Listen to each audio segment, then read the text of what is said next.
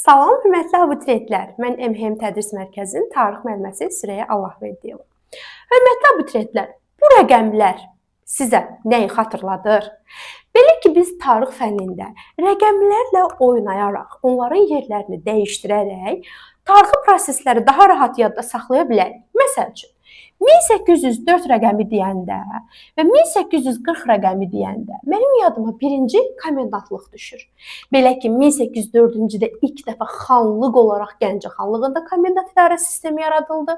1840-cı ildə isə qəbul olunmuş inzibati və məhkəmə islahatına görə komendant idarə sistemi ləğv edildi. Rəqəmlərin yerini dəyişdik. 1803, 1830 deyəndə mənim yadıma nə düşür? 1803 deyən kimi yadıma Carbala-Kənd adlı öhdəliyi düşür. Hansı ki, Carbala-Kənd cəmaatı daxili müstəqilliklərini saxlamaq şərti ilə and öhdəliyi imzaladılar və bununla da Çar Rusiyasının asılılığını qəbul etmiş oldular.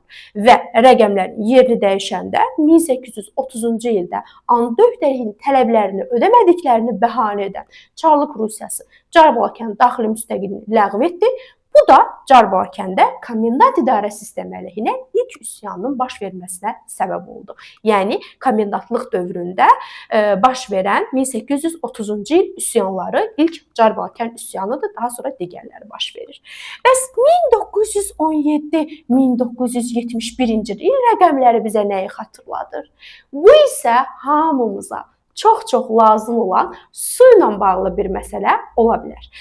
1917-ci ildə Azərbaycana ilk dəfə Hacı Zeynalabdin Tağıyevin də təşəbbüsü ilə Bakı şəhərinə şollar suyu, içməli su çəkilir. 1971-ci ildə isə Heydər Əliyevin təşəbbüsü ilə Kür suyundan içməli su çəkilir. Belə dostlar.